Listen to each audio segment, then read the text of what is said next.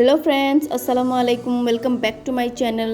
आज मैं आपनाলৈ লৈ আহিছো গেছৰ চুলাতে বনাওক easily perfect sponge cake. So ভিডিওখন স্কিপ নকৰাকৈ শেষলৈ চাব। বলক স্টাৰ্ট কৰো। ইয়াত মই 3টা কণী ফ্ৰিজৰ পৰা উলাই ৰুম টেম্পাৰেচাৰত কৰি লৈছো।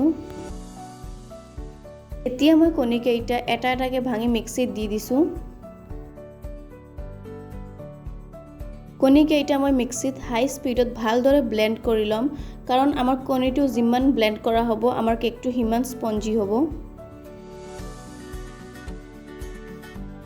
ইয়াত মই এটা চাহৰ কাপ লৈ লৈছো। আপোনালোকে চাগে দেখিয়ে গম পাইছে চাহৰ কাপটো বেছি সৰু বা ডাঙৰ নহয়, মিডিয়াম সাইজৰ হয়।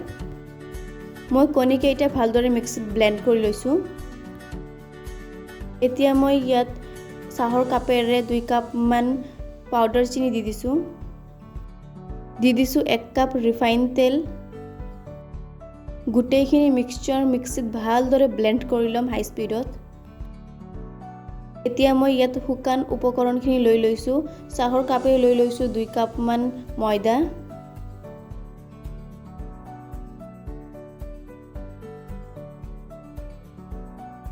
দি দিছো চাহৰ চামুচেৰে 1 চামুচ বেকিং পাউডাৰ। অকমানি নিমখ দি দিছো টেষ্টটো বেলেন্স কৰিব কাৰণে। শুকান উপকৰণখিনি মই এইদৰে ষ্টেনাৰেৰে ভালদৰে চাকি লম, যাতে আমাৰ কেকটো ভিতৰৰ পৰা সফট হয়। এতিয়া মই শুকান উপকৰণখিনি চামুচেৰে ভালদৰে মিলাই লৈছো।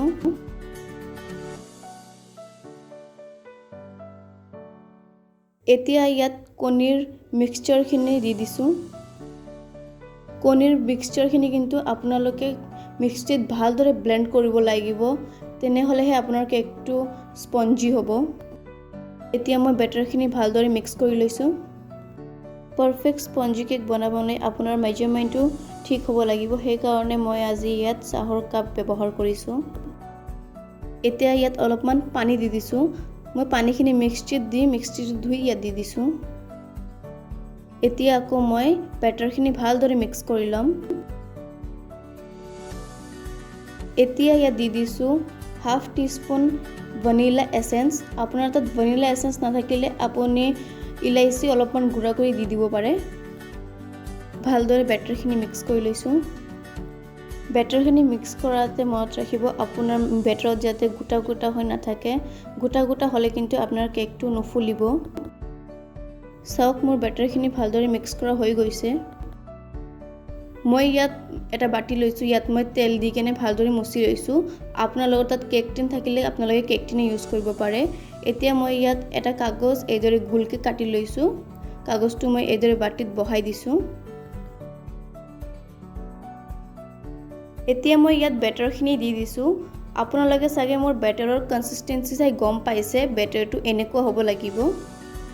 এতিয়া মই কেকৰ বাটিটো এইদৰে অলপমান থপথপিয়াই দিছো, যাতে কেকটো ভিতৰত ভালদৰে বহি যায় আৰু কোনো এয়াৰ বাবলছ নাথাকে। ইপিনে মই ডেক্সিটো হাই ফ্লেমত 5 মিনিট মানৰ কাৰণে প্ৰিহিট কৰি লৈছো আৰু ইয়াত এইদৰে এটা ষ্টেনাৰ বহাই দিছো। এতিয়া মই কেকৰ বাটিটো সাৱধানেৰে বহাই দিছো। এতিয়া মই কেকটো 45 মিনিটৰ কাৰণে লো ফ্লেমত ঢাকি থৈ দিম। এতিয়া মই এটা কটনৰ কাপোৰ মোটাকে জাপি ওপৰত দি থম, যাতে কোনো ফালৰ পৰা বতাহ সোমাব নোৱাৰে। 45 মিনিটছ পিছত মই কেকটো চাই লৈছো। এইদৰে এটা টুথপিকেৰে মই চাই লৈছো কেকটো ভিতৰৰ পৰা সিজিছে নে নাই। চাওক মোৰ টুথপিকত কিন্তু অলপমান বেটাৰ লাগি আহিছে, মানে মোৰ কেকটো ভিতৰৰ পৰা সিজা নাই। সো মই আৰু 15 মিনিট মানৰ কাৰণে কেকটো ঢাকি দিম। 15 মিনিট পিছত এতিয়া মই আকৌ কেকটো চাই লৈছো। চাওক মোৰ কেকটো হৈ গৈছে। এতিয়া মই গেছটো অফ কৰি দিছো। কেকটো মই অলপ টাইমৰ কাৰণে ঠাণ্ডা কৰি ল'ম। কেকটো ঠাণ্ডা কৰি লোৱাৰ পিছত এইদৰে চুৰিৰে মই সাইডখিনি এৰি ল'ম। চাওক কিমান সহজতে আমাৰ সাইডখিনি এৰি আহিছে।